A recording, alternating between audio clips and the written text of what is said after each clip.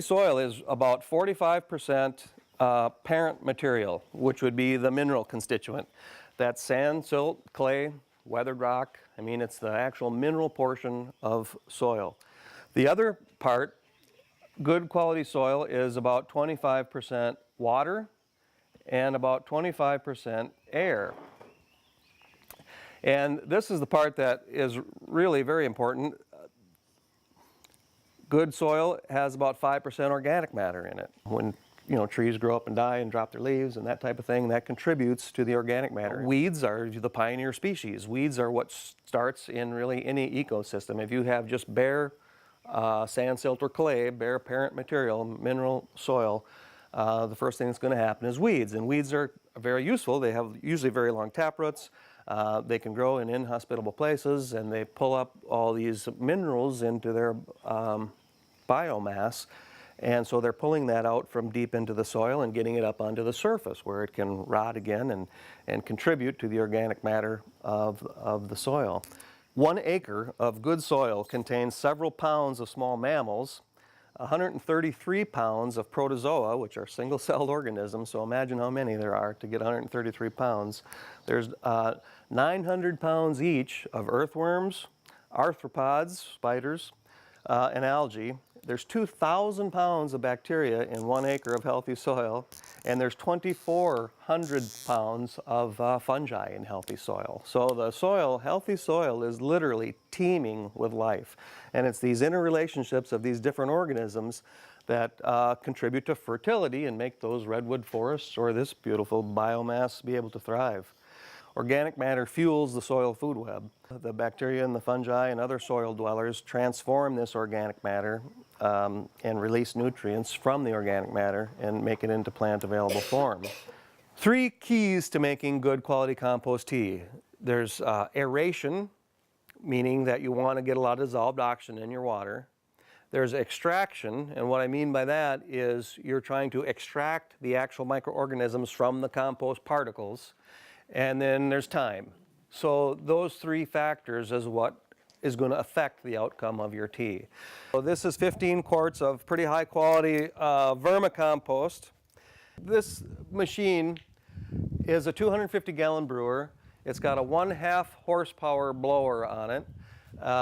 It produces 32 cubic feet per minute of air. But the unique thing about the GEOTEA machine and the patented feature of this machine and why it makes such high quality compost tea is because it extracts the maximum amount of microorganisms. A lot of machines only are capable of making a bacterial tea because the bacteria you can dislodge easy. But the fungi, you might have 8 miles in a teaspoon of fungal hyphae all wound around inside those compost particles, and they are reluctant to leave. So the amount of agitation going on inside of here is enough to unravel those mycelium, those hyphal strands, and this is underwater when it's actually in operation. So what's happening is it creates air pockets, like taking a glass, inverting it, and sticking it down in the water. That there's still air inside that glass, right? You've made an air pocket, or being in an underwater cave or something like that. There's an air pocket. Same thing here. So that air pocket allows all these rapidly rising bubbles is just jostling that compost like crazy and dislodging the microorganisms from it.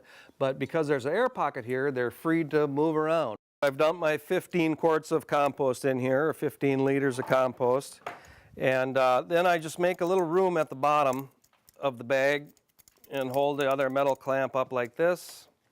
And then, as you remember, we got all these air holes in the bottom of the tube, so that's got to go down to the bottom. So then this just slides all the way in to the bottom. One handle acts as a stand like this, and then you clamp the ring around the outside.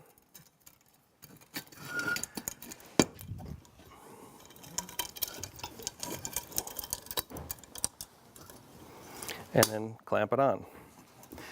And then I just pull it down and make sure it's seated properly, and that there's no wrinkles or folds that's going to allow compost to come up through there. So now that's all sealed on there real nice and tight. And so that's my compost tea bag.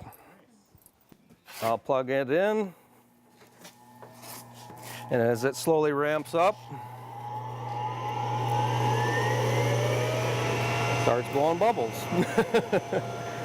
So once it's running like this, you insert this compost into the tea bag into the water. This then gets clamped on right here. And now you see there's some discoloration in the water just because of the movement of the water.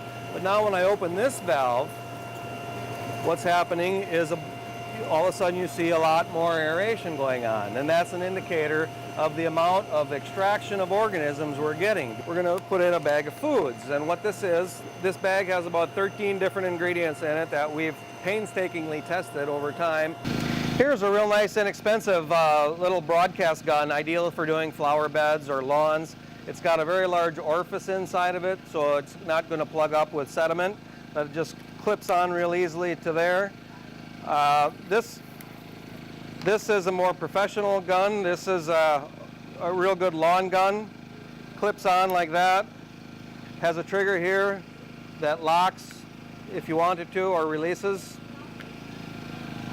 And then this is another gun that's real good for getting into the treetops. This clicks on real easily.